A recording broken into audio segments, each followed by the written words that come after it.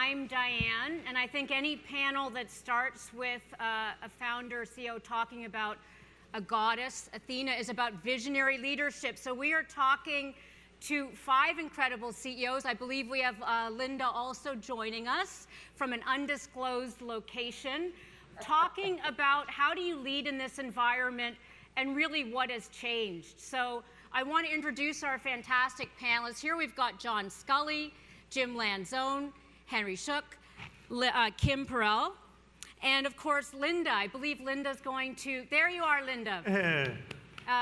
International woman of mystery, so we will see where you are right now. But let me start by going down line. And John, I'm going to start with you because in addition to being an entrepreneur, you're the former CEO of Apple. Some of you may not know he was the creator of the Pepsi Challenge, which personally I think is very exciting. But we came of age in sort of the triumph of the knowledge worker. Of course, now in this age of AI, things have changed. What do you think is different in terms of leading right now and some of the general rules of business that you see changing?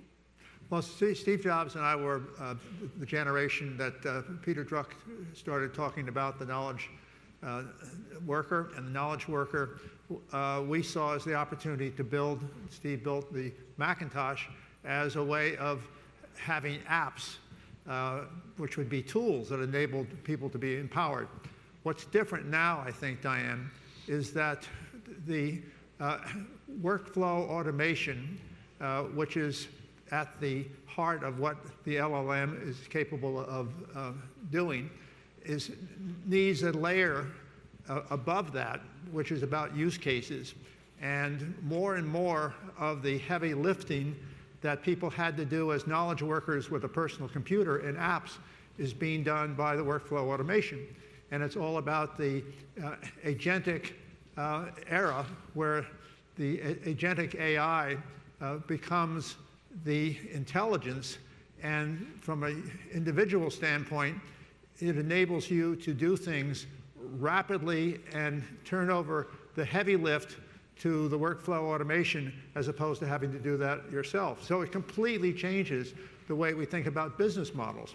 I think more and more business models are going to be subscription business models. When we had apps at the center of everything, it was selling tools, selling products. So when you think of subscription, it's about people pay for something, as long as they need it. It's a much better business model to make money if you have a subscription than if you're selling a product. A challenging one for Apple, was it 36 million apps, I think? Here's what I think about that. I love Apple, and I saw that Tim Cook is thinking of retiring, and a new CEO may be elected soon. But what that individual is, whoever is selected, is going to have to deal with is that we are not so much dependent upon apps. Apple has maybe 30 million app developers who are developing apps. Yep. At any one time, they may have several million apps that are offered on the Macintosh platform.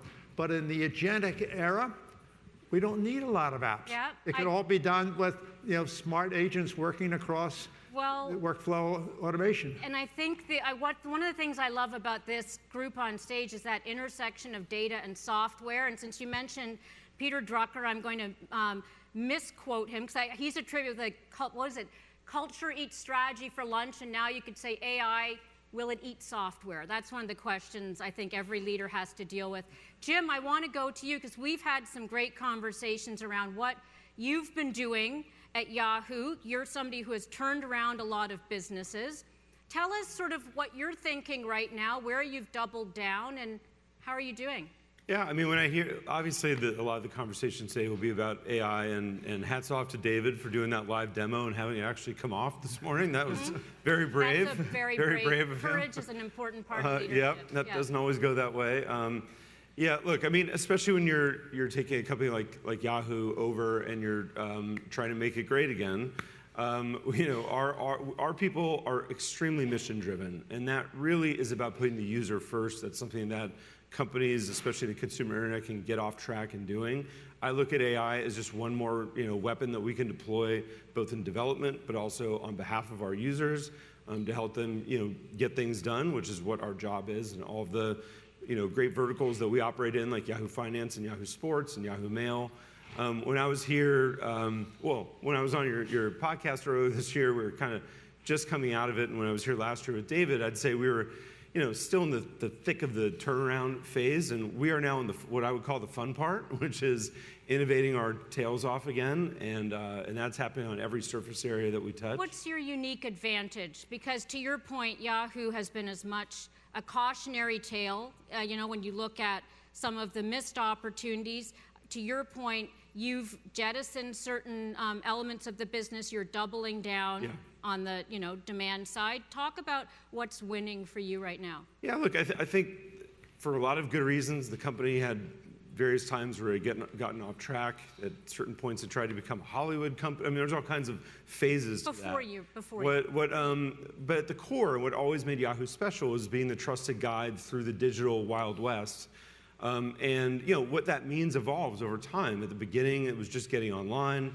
For a couple decades, it was clickbait and spam, and now it's AI slop. And you could say whatever it's going to be. Our job is to make sure we help people accomplish their goals online. That is an absolute focus for all these new products that we're launching. The benefit that gives you when it comes to advertisers and marketers is we are still the third largest internet company. We have most of those users come direct, so over 75% of our visits are coming directly to Yahoo. Most are logged in users, so we have one of the best treasure troves of first-party data around, and that translates into performance, whether you're doing it directly on Yahoo or you're using our DSP. Yeah. Henry, I'm the daughter of a salesman, and I think of ZoomInfo as being a critical tool in sales. Talk about, and you were the one that gave me the culture eats strategy analogy, by the way, so thank you for that. Tell me a little bit about what's changed for you. What's different this year, had you been sitting here last year in terms of how you're running the business and the value proposition right now? Sure, a couple things. I want to just tag on something that Jim just said.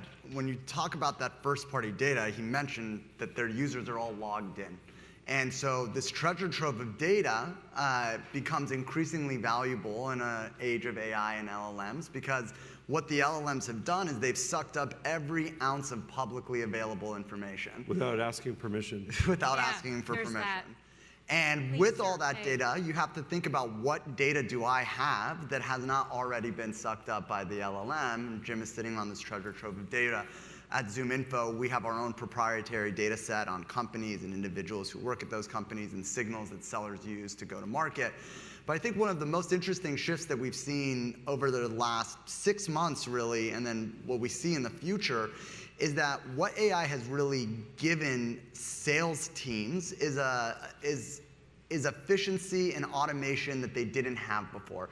Historically, marketing departments drove all sorts of efficiency with data and analytics and automation. And then if they generated a lead, they passed it over to sales, which went into this incredibly manual process. I had to gather and research the company. I had to go build a deck on my own. I had to figure out the insights and my point of view. And it was this really, really manual, heavy process. Post-marketing, sort of handing off a lead to a sales rep. That process with AI is becoming significantly more efficient. I'm using AI to build a deck to get my point of view, to understand the company. And it's significantly driving productivity within sales organizations. And so the big question that I think as leaders we're all going to be answering in the near future is, if my sales team is 50% more efficient, what does that mean for my company? Does that mean that quotas are going to go up 50% for my commissions will go down? Sales reps? No, never well, that. Overall commissions could, probably the same if productivity is going up. But what do I do with those extra dollars? Do I hire more heads to drive growth? Do I put that back into R&D? Do I drop it to the bottom line? Are investors and analysts going to be driving for higher profit margins when they see this productivity? Any quick answers before we move on? What's your thought? What are you doing? You going to hire more heads? I am going to get more heads in enterprise sales. Our business is trying to move up market And so if we're driving 50% more productivity, we're going to put more heads to attack the enterprise. Please see Henry after if you're looking for a job in enterprise sales. Before I come to you, Kim, I want to go to Linda. Hello, Linda. Where are you, by the way? I am in sunny Miami as of about 2 o'clock this morning. So I'm sorry I couldn't be with all of you today, but thank you for having me. It's really quite a treat and an honor to be amongst these panelists here. So great. Good morning, everybody. Well, I know I want to hear more about what you're doing in eMed. Obviously, you've got a rich background, having been at NBC Universal, being on the front lines of change at X. Give us a sense of how you're seeing the landscape right now, Linda, because I think you've had sort of a unique opportunity to be helping to shape it as well. Now, your question specifically at eMed, would be broader ecosystem and evolution of that. Well, let's start. I don't think a lot of people know what you're doing at eMed, so let's talk about the opportunity you see there and how some of what you've learned and gleaned, the lessons from your time at X and NBCU. Help. Thank you very much. So obviously, if you look at my career over the span of it, if there's one thing that could define my tenure at all the companies I worked at, it would be transformation, right? So transformation, whether it's at legacy, big publicly traded companies, or it is the restructure of a startup like my previous gig, and that was very mission driven.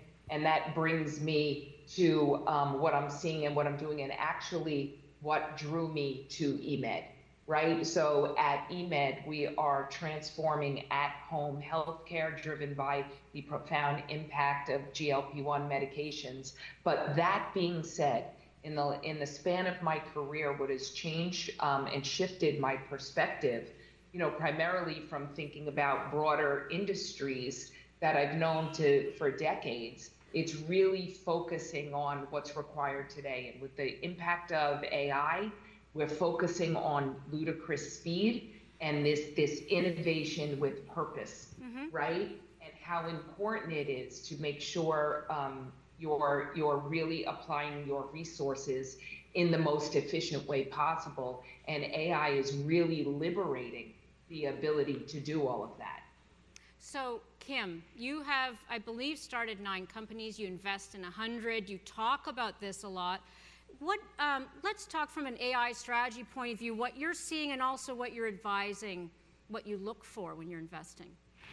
I think from a leadership perspective, everyone's leaned in, but for me, it's all about the team and making sure the adaptability, the flexibility is there, because the world's going to change, and are the teams adopting as fast as the leaders are adopting, having working at a publicly traded company and knowing that it's hard when you have thousands of employees to get that adoption. And so for me, when I talk to my teams, it's really about, if you're fearing AI, similarly, it's like fearing a storm. And so my motto is be the buffalo, because when a storm comes, everyone else runs away from it, but the buffalo charges into it. It leans into it. So it's really about educating to lean into AI and to adapt quickly, because the market's moving regardless if you want it to or not.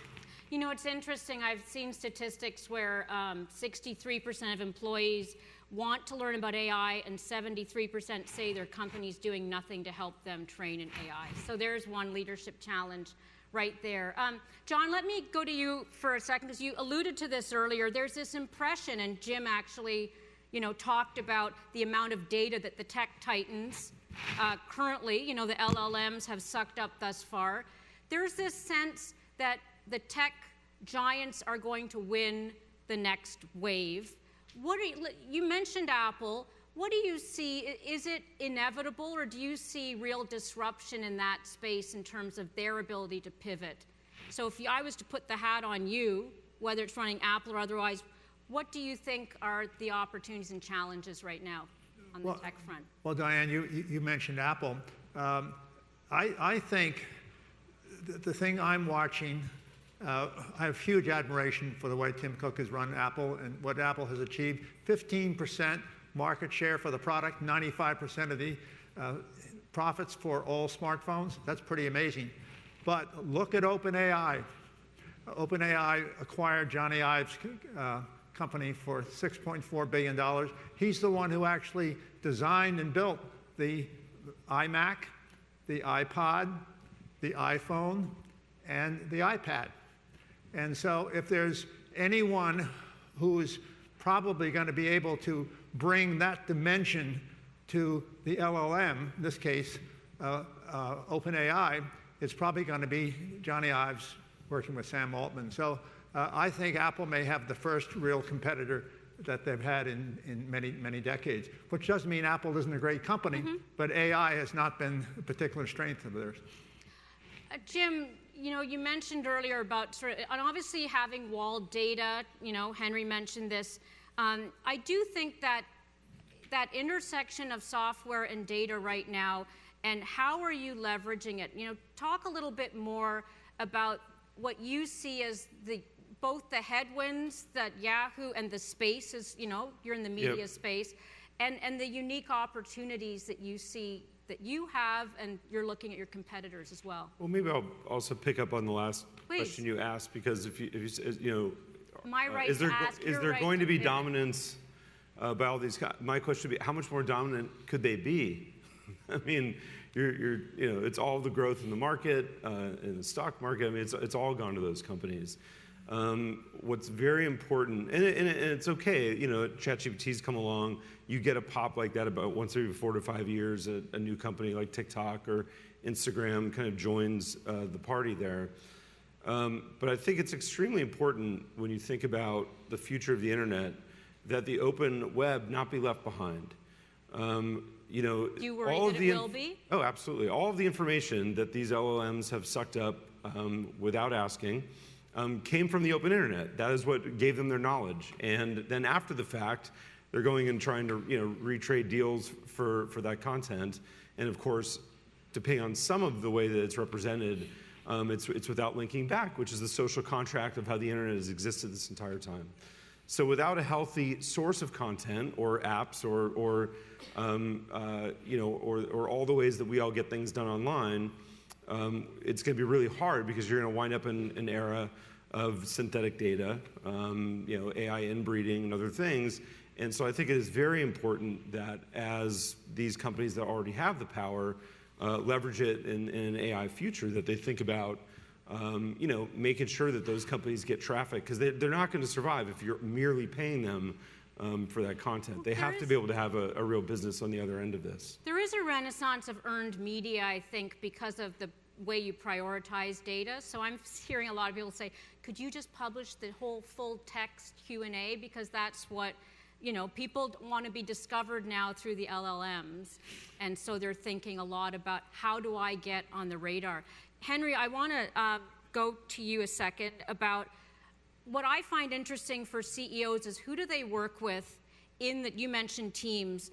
A lot of CFOs now, and I would have presumed they're working a lot with the CIOs, they actually talk about the importance of working with CMOs. Give me some sense, when you look at your own sort of leadership team, who are the critical players?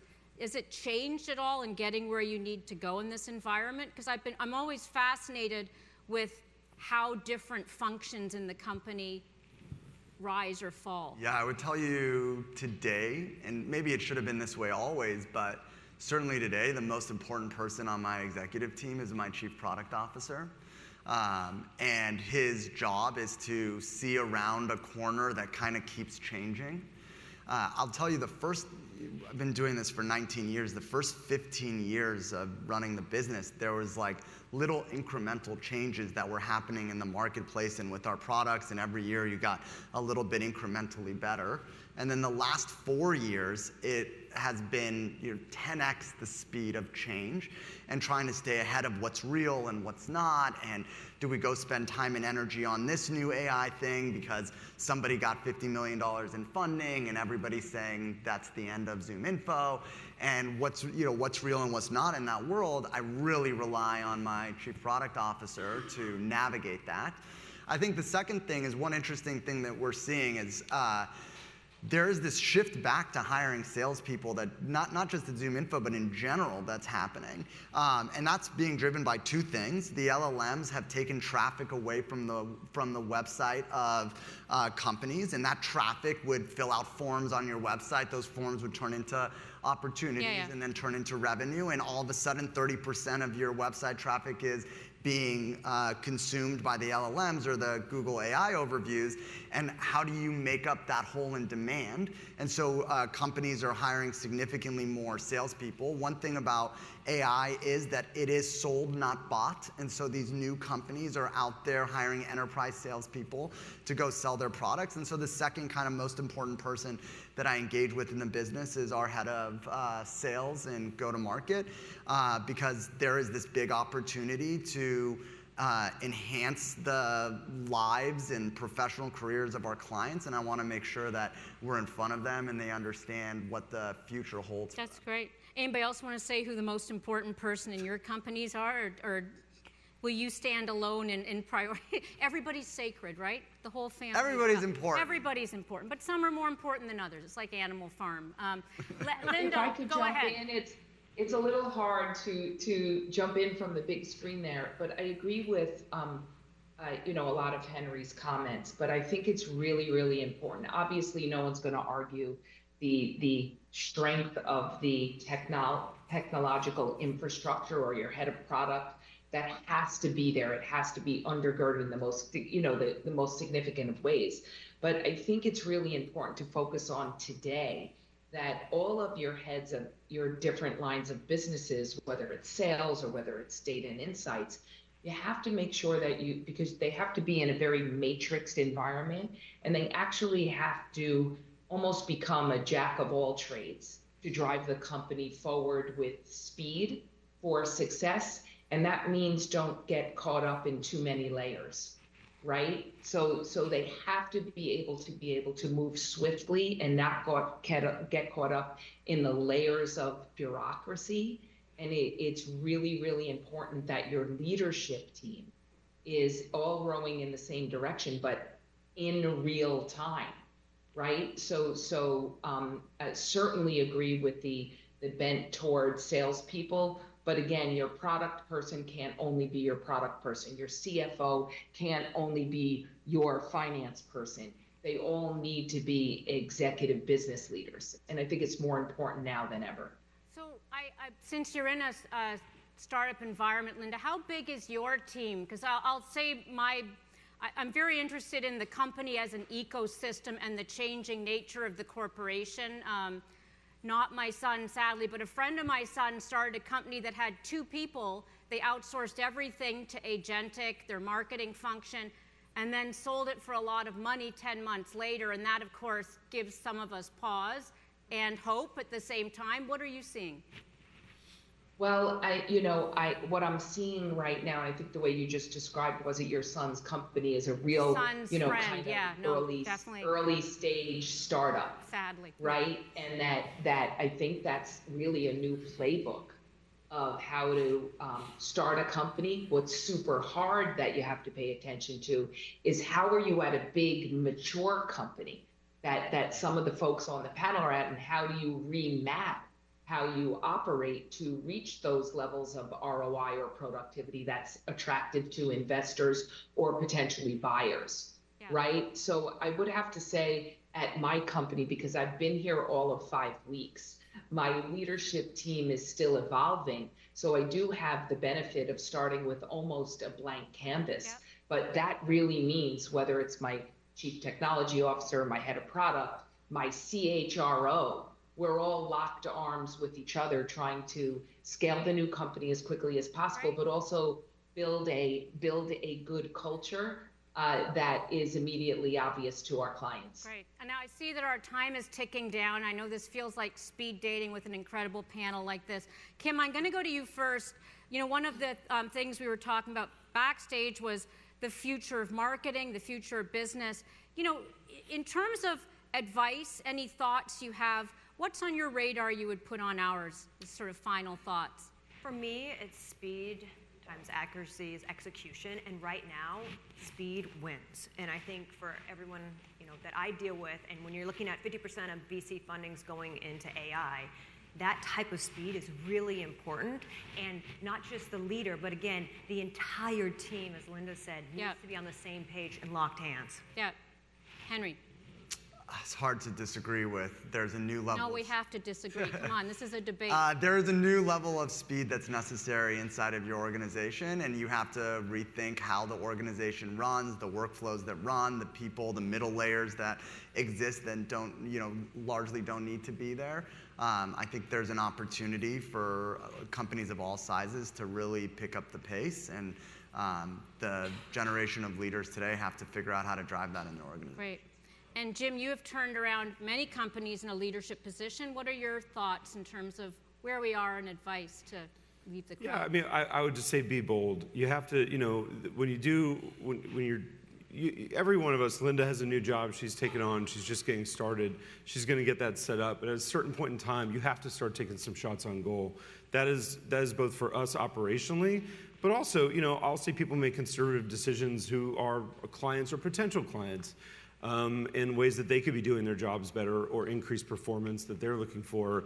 And I would just say that boldness, otherwise you really will get left behind. I'd be remiss not to give you a quick opportunity to frame what is Yahoo today? And if you were to distill what this company is, because there's a lot of legacy thoughts as to what it was. What do you say? No, it's back to what it was when Jerry and David founded it. You say Jerry and David's Guide to the World Wide Web.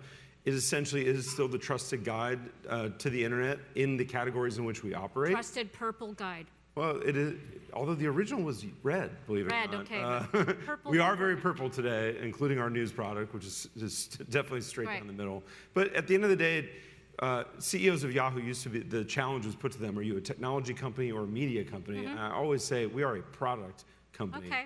We use technology and media to solve user needs, but John. product.